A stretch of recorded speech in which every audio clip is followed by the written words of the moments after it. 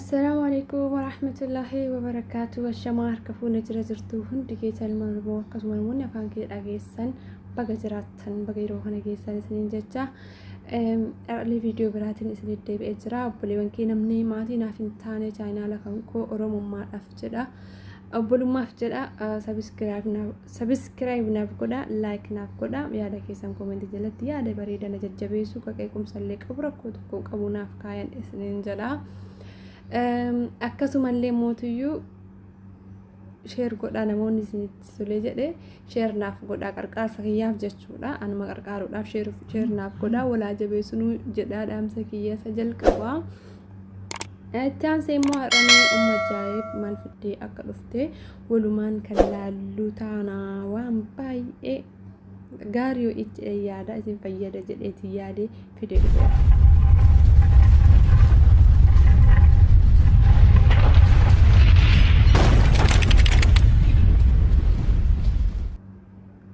Oke, obboleewwan kiyyaa har'a wanti fideessin dhufe dawaa ilkaanii jechuudha. Ilkaan raammoo nyaatee akkasuma ilkaan michii akkasuma ilkaan deemtanii fakkeenyaaf mana yaalatti qulqulleessanii gaafa deebitan torbee booda torbee nagumaa torbee booda namoota hedduu argeen jira kan dhukkubu jechuudha. Akkasuma ilkaan gurraachatee akkasuma mootiyyuu ilkaan injiraami booratee fa'aa gimaashni qixxeensaa boora qixxeensaa immoo adii akkas ta'e sanii jechuudha. Akkasuma ilkaan dhiiguu baay'atu erga dhiigu baay'ina yeroo makamu yoo isin hirriina jettan ni dhiiga yeroo hunda gaafa riguuf isin forshaatti keettan ni dhiiga. Ilkaan faayidaa waan kanaa dawaa kan ta'u isiniif qabee dhufeen jira. Isa jalqabaa osoo tokkon taane osuma isin qulqulleessitan gaafa isin siniina'u isin dhukkubu waan mi'a adda addaa akka nyaan isin ittiin dhiifne kana inni michiidha natti fakkaata michiidha.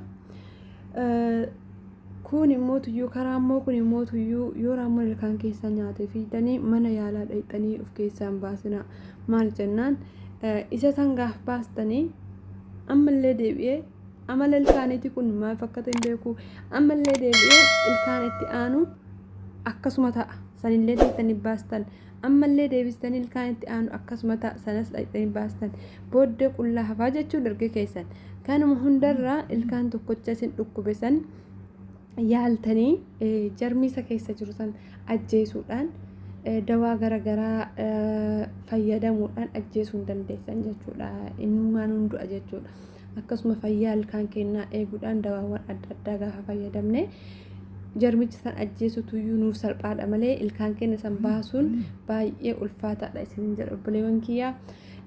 Har'anillee dhugaa dubbatuuf yeroo hedduu nama ilkaan dhukkuburraayi gaafa nama ilkaan dhukkubu baay'ee yoo namni ilkaan dhukkuba jedhu hin danda'u mataa kanaan na dhukkuba. Baay'ee kana yaalii godhee waa hedduun qurunfulifaa waan akkasii saffaa fayyadamaa ture natti abaasa malee narraan qurunfuliin natti abaasa malee narraan fayyisu. Amma dawaa kana bareeda wa'ii argeen jira dhugaa dubbatuuf dawaa baay'ee gaariidha. Akkasuma sunnaa nabii sallallahu alaihi wasallam kan akkasuma rasuulli sallallahu alaihi wasallam dawaa dhibee hundaa jedhame jechuudha.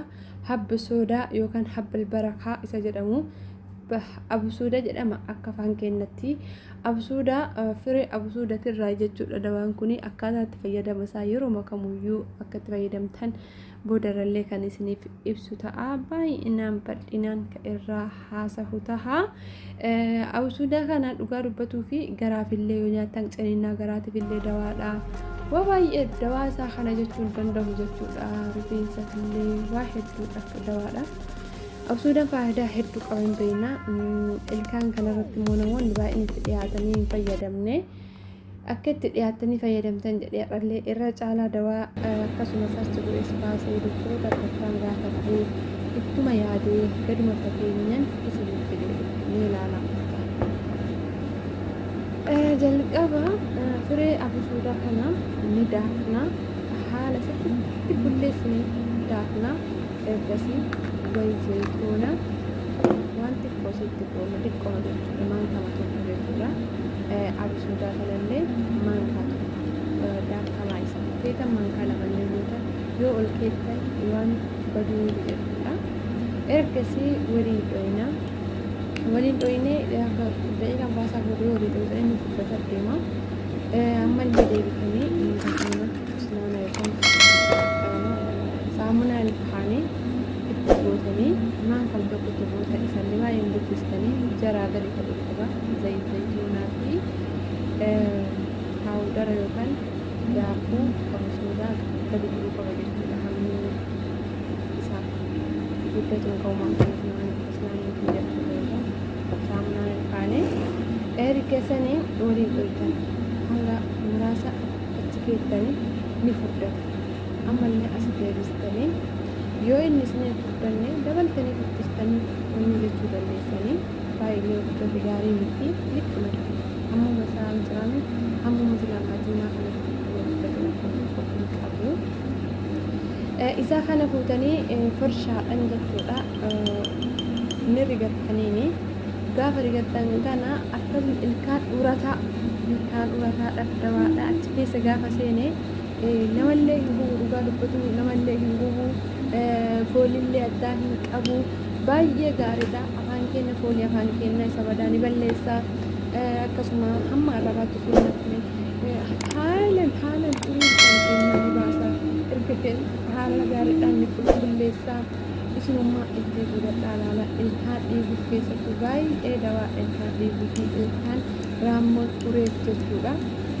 Na uraa raammoo sana yookaan urama jedhamame uraa raammoo sana keessa fudhatanii mantoonnidha jechuudha. Kanaaf warshaadhaan keessa gadi galchitanii riidan keessa haaseenu erga sanii booda keessa ribuma saniin baastanii baay'ee tokko haala bareedaadhaan isinii qulqulleessaa jiranii jireenya ajjeesaa dhukkubbiin isin dhukkubsuun ka dura mana yaalatuu deemi yaalan isin godhu suni mataan keessan isin waliin dhukkubsuun akkuma jiru isin irraa badaa jechuudha. Meetoo rubbima tokkoon keessattuu ijoolleen soqidha. Jara lamaan kana bichaa qopheeffattan waa tokko majuun isnaan illee ittiin dabalina.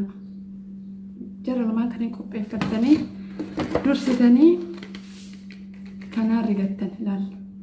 Isa kanaan bareechitanii rigattan erga bareechitanii isa kana riidanii afaan keessa waliin qabdan ila hanga arrabaatu sun namtisnanii rigdanii erga sanii booda riidanii erga tuftanii booda isa kanaan jechuudha ilkaan kee afaanii dabbuuqqattanii ila akkas hin jiraanne lulluuqqattan jechuudha godhuudhaan lulluuqqattan.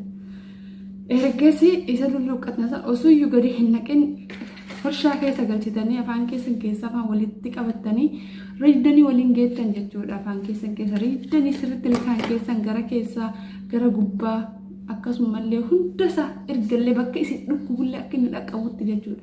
Riidan yoo isin dhukkubne taatellee ittumaan riidan rakkoo tokko qabeessaan baay'ee tokko isin addeessalleedha.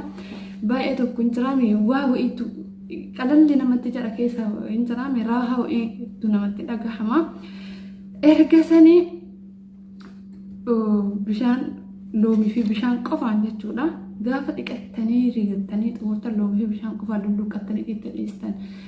Isin dhukkubaa jiru sunuu jechuudha osoo urameeyyuu ilkaan keessan osoo urameeyyuu gaafa habisuudhaan kunii fi loomiin kunii fi soqiddi kun uraa san keessa galee sirriitti akkaataa isin gubuu jalqaberraayi isin dhiisa. Achi booda isin dhiisa yoo saniif isinitti illee ho'uu danda'a isin gubuu danda'a garuu booda isin dhiisa jechuudha isin irraa bada. Na itti fayyadama galgala illee osoo hirriba dura jechuudha rigadhaan akkasitti bulaa ganamallee akka irraa kaatan rigadhaan jechuudha. Majuun isnaan fayyadamee barbaadan nyaata booda erga nyaata nyaattanii booda rigachuun hin dandeettanii ani garuu natti hin tolu tokkoffaa baay'inaan loomii fi soqiddaan osoo rigattan ilkaan keessan bakka silaa ilkaan rigattan sanii loomii fi soqidda walumatti gootanii achuma keettan hin badulli baay'ee jechuudha guyyaa tokkoof sanii ta'a jechuun ganama gootanii. Kazaan yeroo barbaadan dhaqee rigattanii akka ittiin ilkaan qulqulleessu jechuudha. Ilkaan keessan illee ni qulqullaa'allee fayyaan sallee ni eegamallee ni addaatalleedha jechuudha.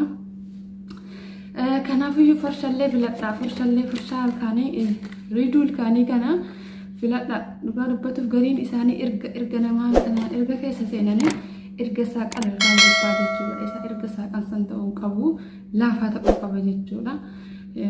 Inni kotootaa oliif wanni ilkaan ta'u hin jiru yaani hin jiraame laafallee yoo ta'e riideeni ilkaan dhima irraa baha jechuudha. Ilkaan qulqullina bichaa hordofii barbaada malee waan farshaan godhu farshaan silkaadhaa miti jechuudha shiboo meeshaan dhiqanii miti jechuudha waan laafaa ta'uu qaba erga keenya saaqna jechuudha erga keenya gaafa ilkaan irraa saaqame adda bahee jennaan dhiibuun jalqabanii dhiiganii ergas achumaan immoo tuyyuu qilleensi seenaa achumas dhukkubuu eegalaa jechuudha kanaafuu farshaa lallaafaa ta'uu qabaan jedha kaarra isinii fidee dhufee yoo isiniif hin galini irra isiniif deebi'a ammallee na hordofa la hamma xumura. Okkee obboleewwan kiyyaa ammas kunoo akkuma isiniin jedhetti irra isinii deebi'an jira. Zayitoona maankama tokko itti gootanii eegasii mootiyyuu maankaa tokko absuudaa tumamaa itti gootanii ergasanii majuunallee maankaa tokko waan jaraa gadi itti gootanii ergasii waliin dhohitanii qadaaddoo xiqqatti naqattanii ol kaayyattan naannoo qorraa naannoo mukayyifne jiru erga keettanii booda ganamallee galgalallee guyyallee jechuudha yeroo barbaadan hundaa itti rigattan waa tokko foolillee hin qabu dhandhamallee hin qabu waan gaariidha waan bareedaadha akkasuma waan garatti illee nyaatamu waan dhugamu zayitoonni illee ni dhugaman beektan faayidaa guddaa qaba hundinuyyuu waan baay'ee faayidaa uumamaan qabanidha jechuudha ammallee deebi'ee waan kana olii wantoota baay'ee haala gaarii ta'een waan intiraamii fagoo isin dhoofne manuma rabaasaa keessa jirtan keessatti illee argachuu dandeettan waan isinitti ulfaanne baay'ee waan salphaa ta'ee fi waan faayidaa guddaa qabu isiniif fidee dhufuu danda'a maatiin haa ta'uu na cinaa dhaabbadhaa na jajjabeessan isiniin jedhaa dogongora kiyyarra na sirreessan isiniin jedhaa inshaallah ilma namaa ta'e kan hin dogongorre hin jiru hundi kennaa wallaalaadha hamma dandeenyu walaa qarqaaruudhaaf malee beekumsa addaa qabaanneetiif miti anis beekumsa addaa qabaadheef miti doktorummaan eebbifameetis miti garuu waan ofii kiyyaatti yeroo itti fayyadamuu fi waan itti rabbi wakiilanaa godhee na fayyisee akkasuma immoo dawaa uumamaa waan ta'an wanta akkasitti jiran kanneen waan baay'ee waan irraa beekutu jira akkasuma kan qaama namaa furdisanii kan rifeensa dheeressanii kan rifeensa fuulduraa yaa'ee biqilchuu kan rifeensa buqqa'uu dhaabuu kan hanqina qaamatiif furdinaaf illee isinii ta'uu kiilos dabaluu barbaadan ulfaatina qaama keessanii furdina sheeppii yookaan sarbaasa jedhamullee barbaadanii akkasuma furdina walqixxaahaa haala bareedaa ta'een barbaadan hundi hundiyyuu na harkan jira isin barsiisa isinittiin himaa mistira madaamii hunda isinitti himuuf qophiidha gadi baasuuf qophiidha waan waggaa dheeraa dalagaa ture har'a miidiyaa irra gadi baasee isinillee isin barsiisuun kiyya dirqama ofirra fudhadheen jira isinillee immoo laayik naaf godha sabiskiraayib sheer naaf godha na jajjabeessa yaada keessan koomentiin naaf kaayaa waan na daawwattaniif galatooma dogongora koof dhiifaman isiniin jedha